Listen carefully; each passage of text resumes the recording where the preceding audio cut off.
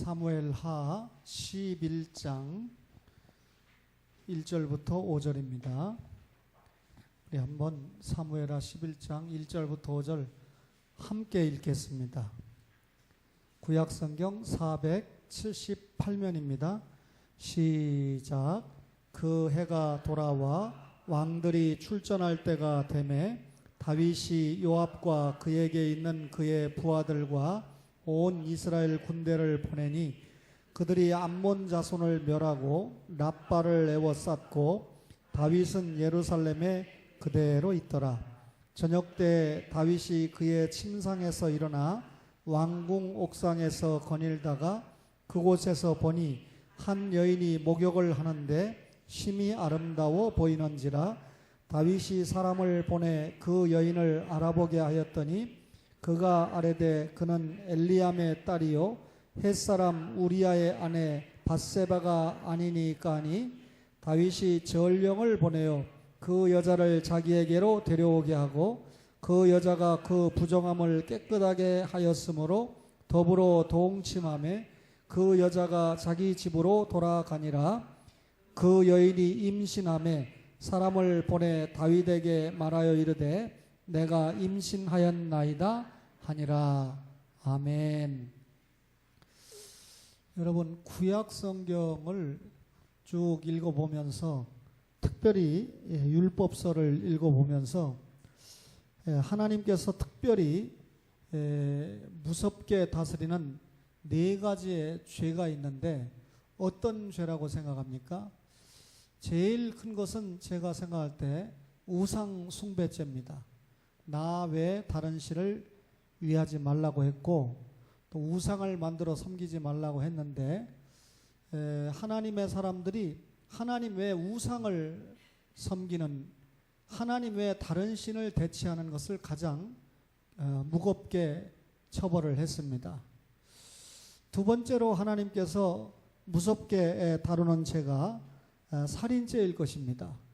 육계명에 보면 살인하지 말라 그랬는데 예수님은 형제를 미워하는 자가 이미 살인했다라고 말씀을 하고 있죠. 그 다음에 또 무섭게 다루는 죄가 간음죄입니다. 7계명에 보면 간음하지 말라 그랬는데 남의 여인을 범하는 것도 간음이지만 하나님이 남편이고 이스라엘 백성이 신부입니다. 그래서 하나님이 남편이 되고 이스라엘 백성이 아내가 되는데 아내인 이스라엘 백성이 남편인 하나님 외에 다른 신랑과 놀아나는 것은 영적인 간음이죠. 다시 말하면 우상 숭배하는 것은 간음죄로 취급이 됐습니다. 영적 간음. 어쨌든 간음죄를 무섭게 다뤘어요. 그 다음에 네 번째 무섭게 다룬 죄가 교만죄인데 이스라엘 백성들이 애굽에서 나왔습니다. 구원 받았죠. 그래서 젖과 꿀이 흐르는 가나안 땅에 가기까지 40년 동안 지난번에 맥주 감사절에 설교를 했는데 광야 생활 동안에 감사가 아니라 불평 원망만 했죠. 목이 곧은 백성 교만죄를 엄하게 다뤘습니다. 그러니까 믿음이 없이 교만했던 저들이 여호수아와 갈렙을 빼고 광야에서 다 죽지 않았습니까? 그래서 우상숭배죄, 살인죄, 간음죄, 그 다음에 교만죄를 아주 엄하게 다뤘는데 오늘 우리가 사무엘하 11장 1절에서 5절까지 읽었는데 당장 이 유명한 다윗 임금이 무슨 죄를 범했다고 기록을 하고 있습니까?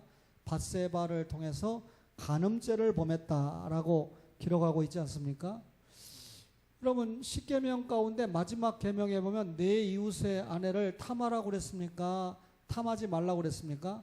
탐하지 말라라고 그랬어요. 그러면 다윗이 이 계명을 알았을까요? 몰랐을까요? 알았습니다. 당연히.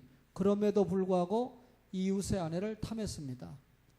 여러분 레위기 20장 10절을 보실까요? 하나님의 법을 엄하게 다루어 놓은 레위기 20장 10절을 보시면 이렇게 기록을 했습니다.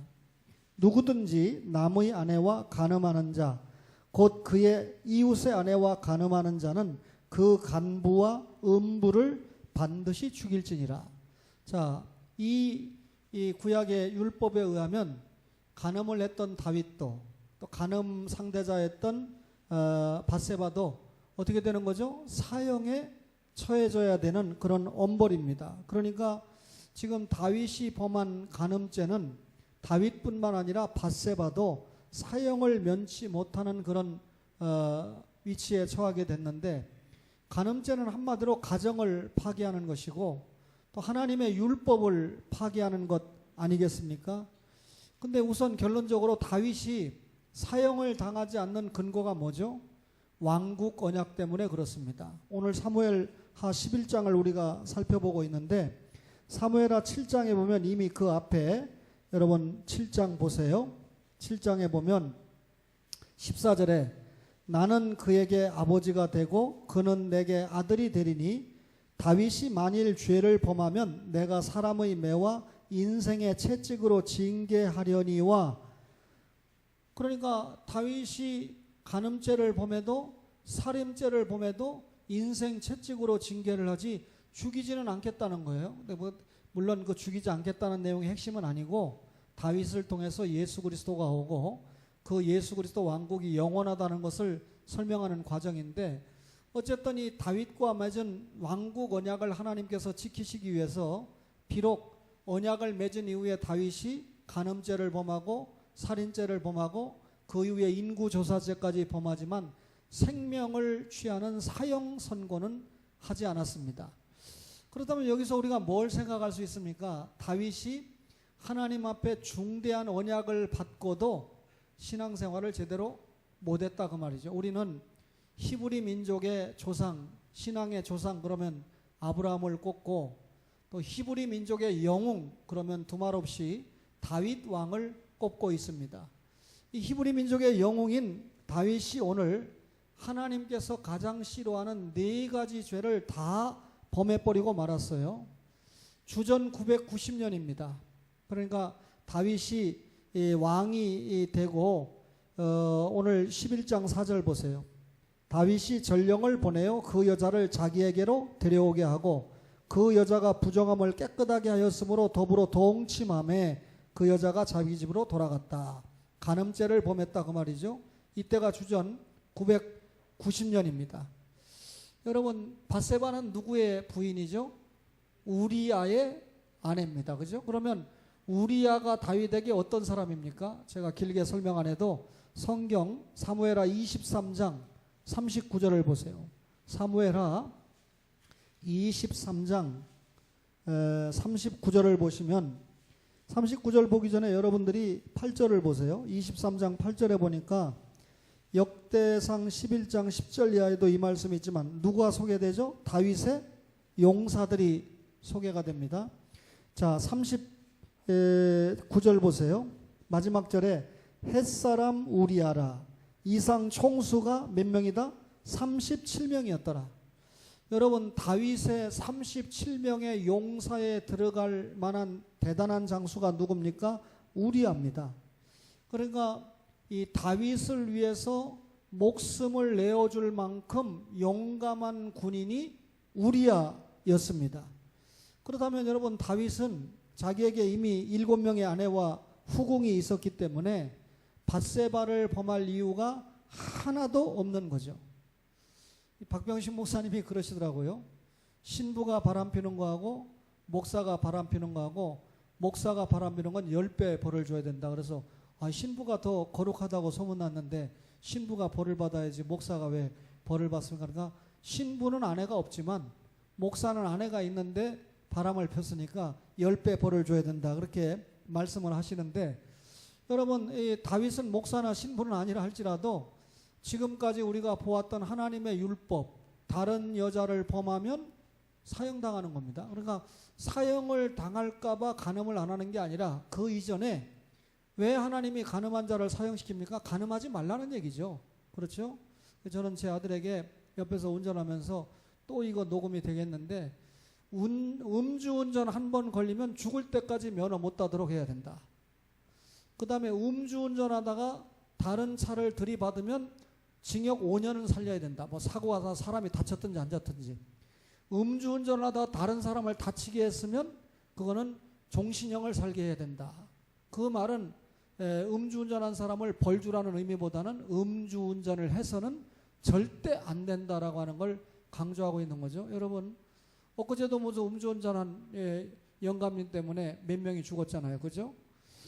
길 가다가 뭐 기관제 공무원 2명을 치고 또 뭐 슈퍼까지 들이받고 그래서 가정이 풍비박산 난 겁니다. 그 한 사람 때문에.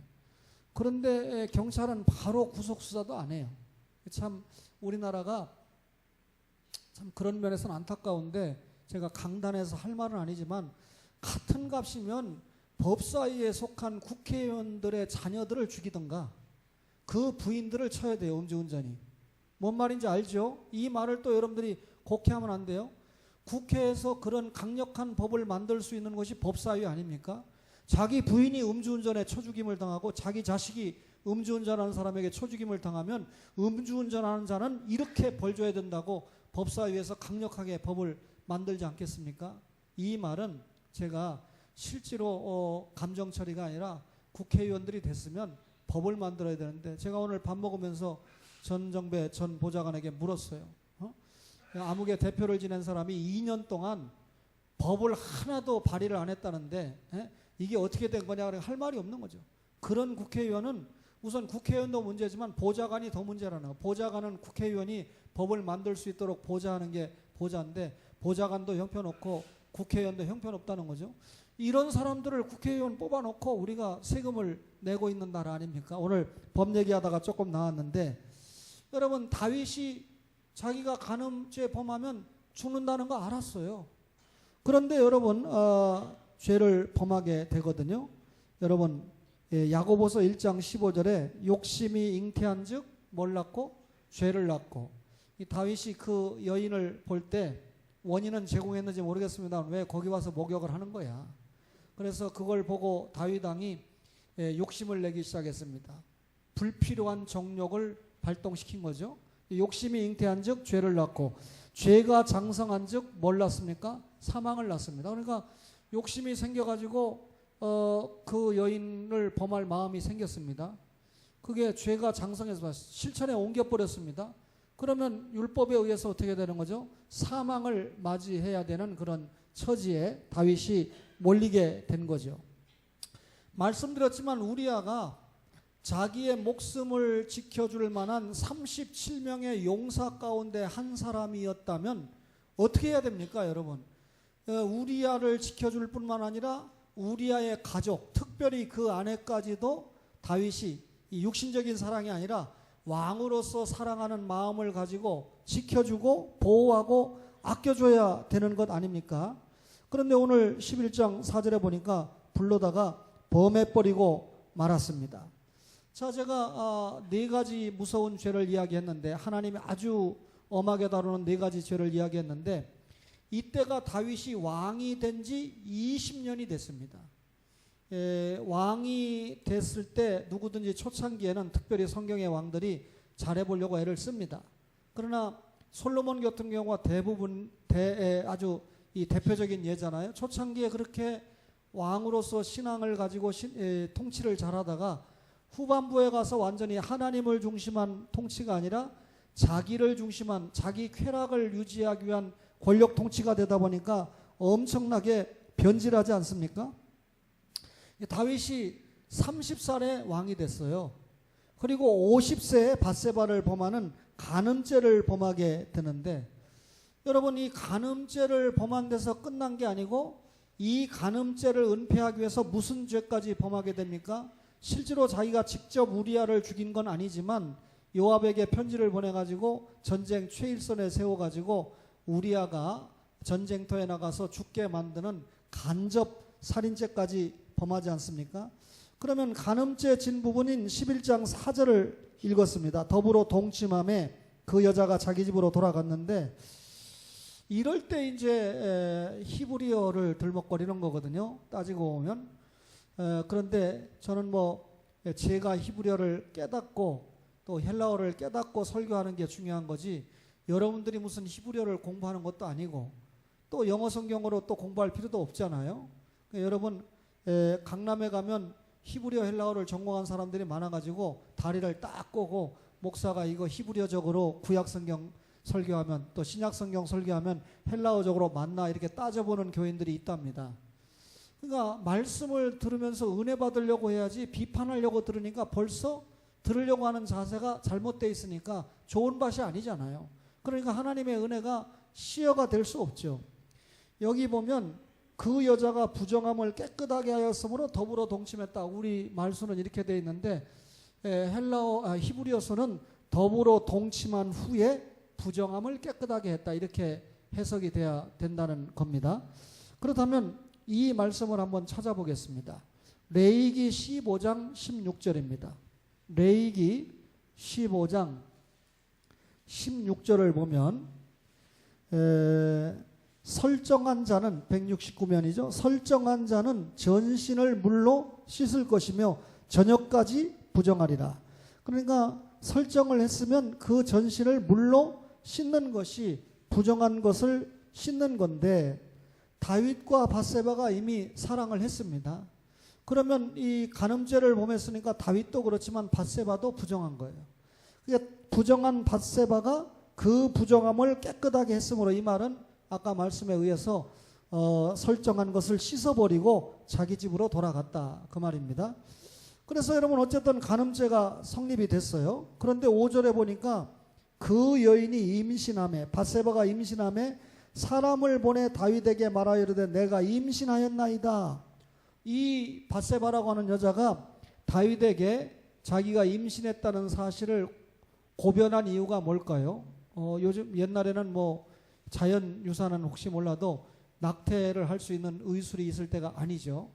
자기가 이제 임신을 한 걸 알았으니까 점점 배가 불러올 것인데 자기 남편은 전쟁터에 나가서 전쟁만 하고 있으니까 사랑을 한 일이 없어요. 그런데 애가 생겼다라고 하는 건 남편에게 내 아내가 내가 전쟁터에 나갔을 때 간음했네 해서 결국은 우리아의 아내인 밧세바가 사형을 당할 수밖에 없잖아요. 그렇죠? 그러니까 자기가 사형을 당할 걸 뻔히 알으니까 힘 있는 왕에게 임신 사실을 빨리 알려서 대책을 세워달라는 거 아닙니까?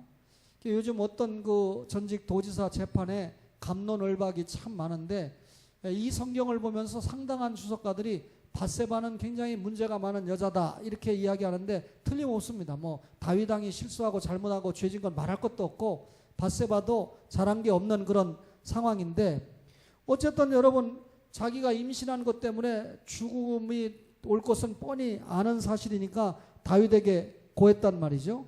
그러면 다윗이 어떻게 처신합니까? 6절을 보세요. 다윗이 요압에게 기별하여 햇사람 우리아를 내게 보내라 하매 요압이 자기의 신하인 우리아를 다윗에게 보냈습니다.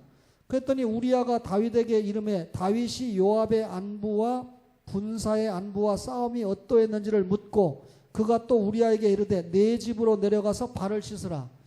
여기 발을 씻으라라고 하는 말 내 집으로 내려가서 내 아내와 좀 쉬고 사랑해라 그 말입니다. 우리아가 왕궁에서 나가매 왕의 음식물 선물까지 이 우리아를 위해서 보내줬습니다. 그러나입니다. 우리아는 집으로 내려가지 않고 왕궁 문에서 그의 주인 모든 부하들과 더불어 잔지라. 왕궁 문에서 잤다는 말은 다윗을 지키는 시병의 숙소에서 잤다는 말입니다.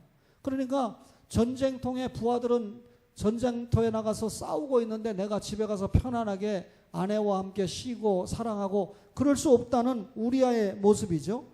어떤 사람이 다윗에게 아뢰되 우리아가 그의 집으로 내려가지 아니하였나이다. 다윗이 우리아에게 이르되 내가 길 갔다가 돌아온 것이 아니냐 어찌하여 네 집으로 내려가지 아니하였느냐 하니까 우리아가 뭐라고 다윗에게 말하냐면 언약궤와 이스라엘과 유다가 야영 중에 있고 내 주 요압과 내 왕의 부하들이 바깥들에 진치고 있거늘 내가 어찌 집에 가서 혼자 그렇게 편히 쉴 수 있겠느냐. 자, 여기 언약궤 얘기가 나온 건 이스라엘 백성들이 전쟁 나갈 때 하나님이 함께 하신다는 의미로 뭘 갖고 나갑니까? 언약궤. 그러니까 내가 언약궤 앞에서 어떻게 그런 처신을 할 수 있겠느냐. 이 말은 하나님 앞에 신앙심을 보여준 이야기입니다. 그 다음에 내 주 요압, 우리아의 상위 장군인 요압과 내 왕의 부하들이 지금 전쟁터에 있는데 내가 어찌 혼자 편히 있을 수 있느냐. 이 모습을 볼 때 동료 의식도 얼마나 우리아가 컸는가 하는 것을 알 수가 있죠. 그러니까 요압인 자기의 이 상관에게 충성심도 대단하고 그리고 동료 의식도 대단한 것을 알 수가 있습니다. 한마디로 말하면 정말 이 대단한 우리아죠. 그러면서 마지막에 보니까 왕이 살아계심과 왕의 혼에 살아계심을 두고 내가 맹세합니다. 집에 가서 아내와 사랑이나 하면서 이런 전쟁통에 제가 편안하게 있을 수 없습니다. 굳은 결심을 말을 한 겁니다. 그런데 다윗이 우리아에게 이르되 오늘도 여기 있으라. 내일은 내가 너를 보내리라. 우리아가 그날에 예루살렘에 머무니라. 이튿날 다윗이 또 그를 부릅니다. 그로 그 앞에서 먹고 마시고 취하게 하니 저녁 때에 그가 나가서 그의 주의 부하들과 더불어 침상에 눕고 그의 집으로 내려가지 아니했다. 자, 우리아를 불러다가 다윗이 술을 취하게 했습니다. 여러분, 술 취하면 남자들은 성욕이 발동합니다. 따라서 우리아의 아내로 하여금 성욕이 발동해서 제발 집에 가서 우리아의 아내인 밧세바와 사랑하기를 바랬던 거죠. 그러면 다윗이 지금 이 전쟁통에 진짜 우리아를 사랑해서 집에 가서 밧세바랑 사랑하라는 겁니까? 아니면 자기와 밧세바의 죄를 은폐하기 위해서 이런 죄를 범하고 있는 겁니까? 철저하게 자기 죄를 은폐하려고 다윗이 이렇게 처신하는 거 아닙니까? 그렇다면 또 하나의 계명인 뭘 범하고 있는 거죠? 거짓말하지 말라. 그렇다면 여기까지 결국 이런 과정 속에서 자, 요압을 살해합니까? 안 합니까? 결국 여러분 17절을 보세요. 그 성 사람들이 나와서 요압과 더불어 싸울 때 다윗의 부하 중 몇 사람이 엎드려지고 우리아를 죽이려고 하는 과정에 다윗의 부하 37명 가운데 아주 중요한 몇 사람이 엎드려지고 햇사람 우리아도 죽어버립니다. 그렇죠? 여러분 대단한 손실이 생기지 않았습니까? 여러분 그럼에도 불구하고 25절 보세요. 다윗이 전령에게 이르되 너는 요압에게 이같이 말하기를 이 일로 걱정하지 마라. 그러니까 우리아가 죽은 거 걱정하지 마라. 죄를 은폐하는 데만 급급합니다. 칼은 이 사람이나 저 사람이나 삼키느니라. 그 성을 위하여 더욱 힘써 싸워 함락시키라 하여 너는 그를 담대하게 하라 하니라. 우리아의 아내는 그 남편 우리아가 죽었음을 듣고 그의 남편을 위하여 소리내어 오니라. 당시에 장례가 나면 7일 동안 곡합니다. 그러나 유명한 사람이 죽었을 때는 30일 동안 곡도 합니다. 예를 들면 야곱이 죽었을 때 요셉은 30일 동안 장례를 하면서 곡을 하지 않았습니까? 그 장례를 마침에 다윗이 사람을 보내 그를 왕궁으로 데려오니 그가 그의 아내가 되어 그에게 아들을 낳으니라. 다윗이 행한 그 일이 여호와 보시기에 뭐라고요? 악하였더라 그랬습니다. 그러면 하나님이 보시기에 다윗이 지금까지 11장에 나타난 죄가 크게 몇 가지입니까? 간음죄와 살인죄. 이제 우리가 해석을 더하면 우상숭배죄도 해당이 되죠. 하나님보다 더 자기의 욕심을 더 크게 생각했으니까 우상은 곧 탐심이라 그랬잖아요. 여인에 대한 탐심은 우상숭배 아닙니까? 따라 우상숭배죄 범했죠. 살인죄 범했죠. 간음죄 범했죠. 거짓말 범하는 죄 범했죠. 쉽게 말하면 이웃의 아내를 탐하는 죄를 범했죠. 그 다음에 이 죄를 덮으려고 철저하게 위장하면서 교만한 모습을 보이지 않았습니까? 정리하면 출애굽기 20장 17절에 탐욕죄를 우선 범했습니다. 탐욕죄가 어떻게 커집니까? 이웃의 아내를 음흉하게 보다가 간음했습니다. 간음죄를 범했습니다. 그렇죠? 간음하지 말라고 그랬는데 이웃의 아내 탐하지 말라고 그랬는데 탐욕죄 범했죠? 간음하지 말라고 그랬는데 간음죄 범했죠? 그 다음에 이 간음죄를 하나님 앞에 회개해야 되는데 그것을 철저하게 위장하고 덮으려고 거짓말하는 죄까지 범했죠. 거짓죄를 범했죠. 그리고 마침내 이런 죄가 융합이 돼가지고 무슨 죄까지 범했습니까? 우리아를 죽이는 살인죄까지 범하게 됐다 그 말이죠. 여러분 다윗이 하나님 앞에 악을 행했다 이렇게 말씀을 했는데 다윗이 50세에 간음죄와 살인죄를 범하고 사실은 70세에 죽었습니다. 그러니까 다른 사람들에 비하면 빨리 죽었잖아요. 근데 70세 죽을 때까지가 50세부터 70세 죽을 때까지 20년 동안 얼마나 자기가 지은 죄 때문에 눌림을 당했는지 시편 51편에 보면 침상을 눈물로 적실 만큼 회개하는 장면이 나오게 되죠. 결국은 다윗이 회개를 했기 때문에 하나님이 용서해 주시고 계속해서 다윗을 신앙의 영으로 쓰셨지만, 우선 다윗이 이런 범죄를 범했기 때문에 12장에 보면 나단이 책망을 하고 다윗이 회개를 했잖아요. 인생 채찍으로 훈계하거니와, 나단이라는 선지자를 보내서 인생 채찍으로 다윗이 지은 죄를 철저하게 회개하도록 하나님의 뜻을 전했습니다. 그리고 다윗이 침상을 눈물로 적실 만큼 회개를 했다는 거죠. 회개를 했으니까 하나님이 용서해 준다. 그러면 여러분, 죄를 범해도 됩니까? 여러분, 그 회개를 하니까 하나님이 죄를 용서해 줬다고 책임까지 안 물은 거라. 죄는 본질적으로 용서해 줬지만 그 죄에 대해서 어쩐 책임이 따랐습니까? 자, 다윗의 큰 아들인 암논이 이복누인 누구를 범하죠? 다말을 범하게 되죠. 그러니까 다윗이라는 아버지 입장에서 큰아들 놈이 이복 누이, 그러니까 자기 아들이 딸을 범한 거 아닙니까? 그런 모습을 볼 때 얼마나 기가 막혔겠습니까? 또 다른 아들인 압살롬은 아버지를 죽이고 지가 왕이 되겠다고 그래서 얼마나 다윗이 광야에서 피난을 댕기며 아주 고통스러운 시간을 보냈습니까? 거기다 압살롬 이놈은 아버지의 후궁까지 범하는 죄를 범했잖아요. 아버지의 후궁을 범했다는 것은 확대 해석하면 어머니를 범했다는 것 아닙니까? 그러니까 다윗이 하나님 앞에 지금까지 말씀드린 대로 탐욕죄라든지 간음죄라든지 거짓말하는 죄라든지 살인죄라든지 우상숭배죄라든지 이런 몽땅 죄를 범했기 때문에 하나님께서 그에게 물은 책임은 엄청나다는 거죠. 그러니까 여러분, 매를 맞고 신앙생활할래, 매 안 맞고 복 받으면서 신앙생활할래 할 때 구원받은 신자가 주일 성수 잘하고 하나님의 말씀대로 믿고 신앙생활 잘하면 매 맞을 일이 없는 겁니다. 자식이 잘하는데 왜 매를 때려요? 칭찬하고 여러분 상을 주죠. 근데 자식이 내 자식인데 내 자식답지 않게 잘못할 때 매를 때리고 징계를 해서라도 바로 가게 하는 거 아닙니까? 그러니까 여러분과 저가 매를 맞고 신앙생활 할 것이냐, 그렇지 않고 매 안 맞고 정상적으로 신앙생활 할 것이냐는 우리의 자유의지에 달려 있어요. 우리의 이 자유의지가 신앙에 묶여서 말씀과 성령대로 이끌림을 받으면 하나님 앞에 복받고 신앙생활 하는 거고, 그렇지 않으면 여러 징계를 받고 사는 거죠. 여러분, 오늘 사무엘하 11장을 통해서 다윗의 범죄를 제가 이야기를 했습니다. 그러면 여러분, 이 다윗의 범죄 이야기를 들으면서 아브라함과 다윗의 자손 예수 그리스도의 계보인데 그렇게 엄청난 다윗이 형편없구나 이렇게 생각하는데, 시간이 오늘은 제가 그걸 강조하는 부분이 아닌가. 왕국 언약을 앞에서 받고 죄는 범했지만 뒤에 엄청나게 회개했습니다. 요즘도 조금 이성 문제가 드러나면 그렇게 이야기해서 자기 이름을 다윗으로 바꿉니다. 그래서 자기 이름을 바꾸는 이유는 나도 다윗처럼 간음을 했다. 근데 간음을 했다는데 초점이 있는 게 아니에요. 다윗이 침상을 적시는 것처럼 나도 회개했으니까 하나님 앞에 용서를 받았다. 이걸 강조하느라고 다윗으로 이름을 바꾸거든요.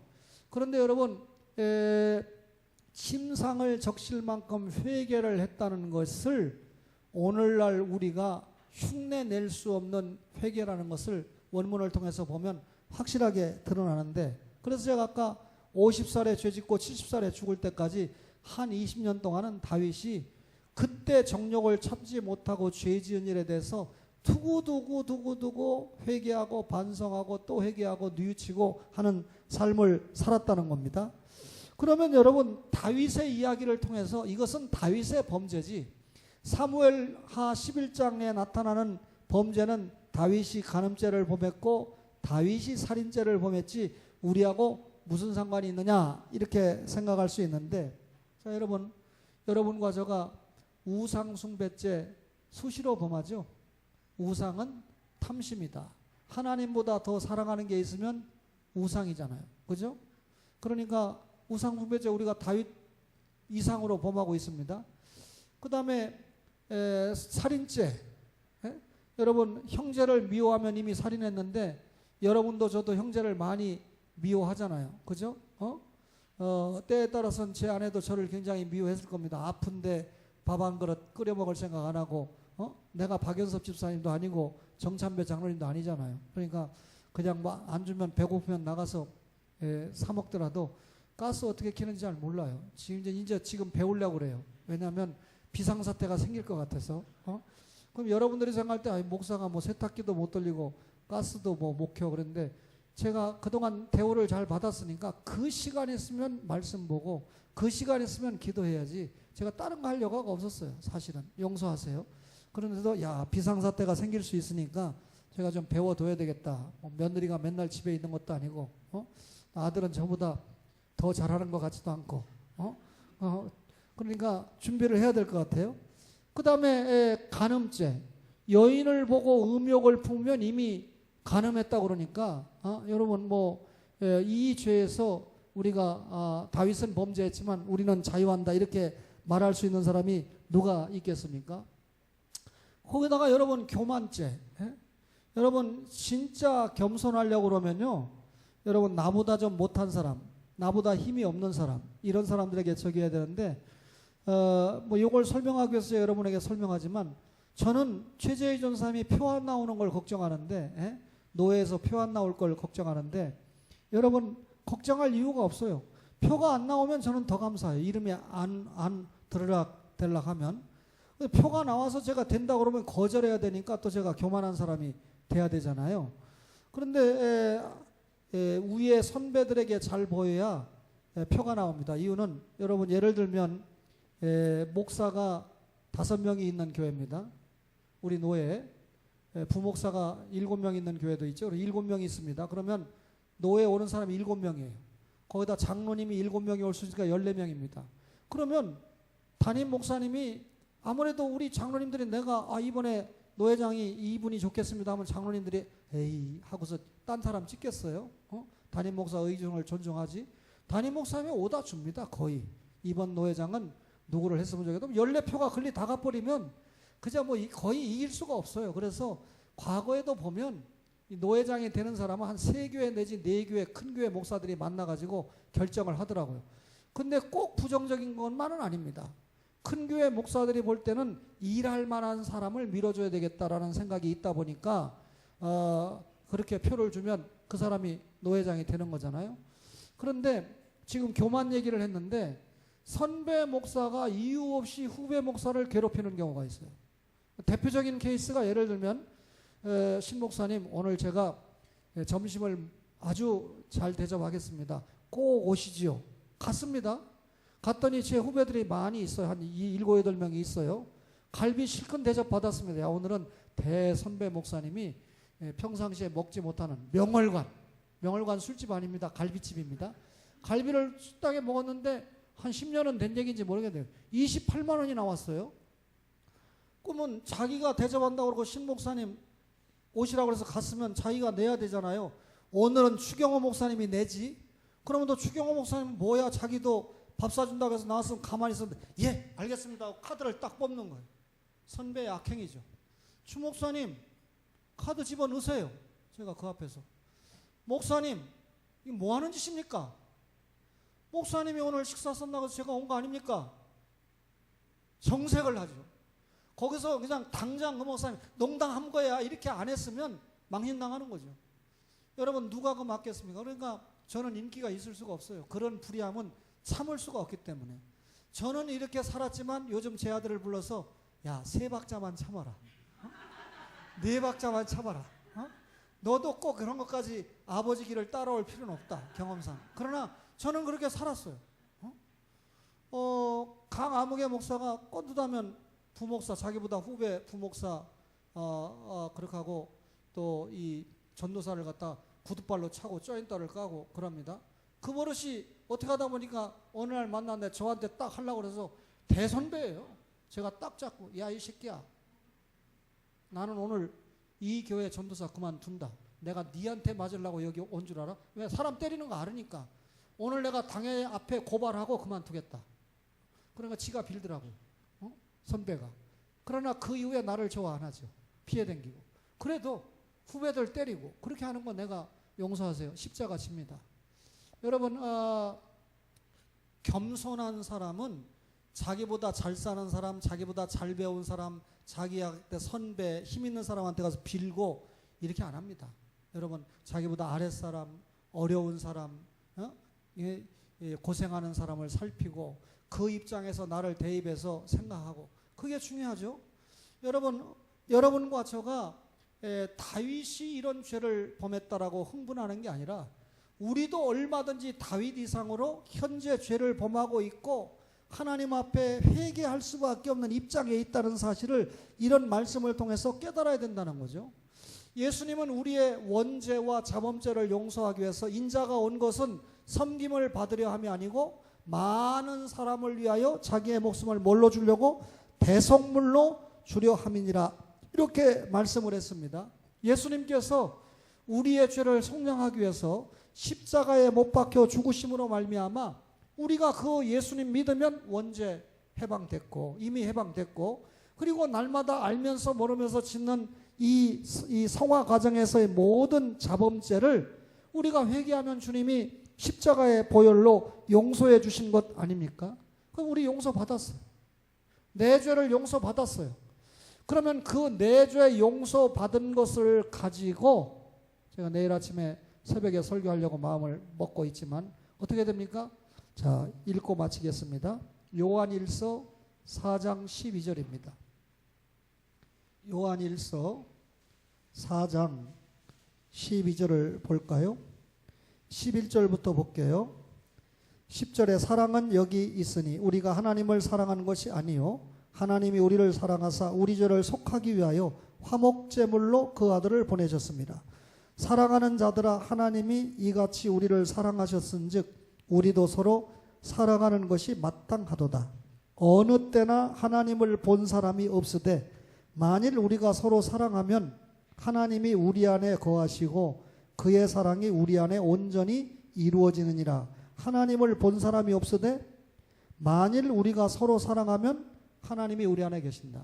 이게 하나님을 본 사람이 없지만 하나님을 사랑하는 방법이 뭐라는 겁니까? 이웃을 사랑하는 거라는 거예요. 야고보서에 보면 나오니까 내일 새벽에 제가 야고보서를 가지고 다시 한번 설명을 드리겠습니다만, 결국 여러분, 예수 십자가의 은혜로 구원받은 사람은 알고 오면 눈에 보이지 않는 하나님을 섬기잖아요. 사랑하잖아요. 그 하나님의 사랑을 받은 우리가 하나님을 사랑한다는 걸 뭘로 보여야 됩니까? 이웃. 눈에 보이지 않는 하나님을 사랑한다는 것을 눈에 보이는 이웃, 형제를 사랑하는 것으로 하나님을 사랑하는 모습을 보이라는 겁니다. 그러면 여러분과 저가 초원의 공동체는 사랑으로 교회라고 이름을 굳이 안 줘도 사랑으로 교회고 사랑의 교회가 돼야 되는 거죠. 형제의 허물을 덮고 아픔을 덮고 부족함을 덮고 사랑하는, 이것이 정말 주님을 사랑하는 모습입니다. 여러분과 저는 동일하게 다윗 이상으로 범죄하고 있습니다. 지금도 그렇습니다. 그러나 이 말씀을 들으면서 우리가 예수 십자가의 보혈 앞에 우리의 죄를 계속해서 내려놓고 성화의 자리에 올리면서 특별히 형제를 사랑하고 이웃을 사랑하는 모습으로 하나님의 종된 모습을 계속해서 보여나가는 여러분과 저가 되기를 간절히 바랍니다.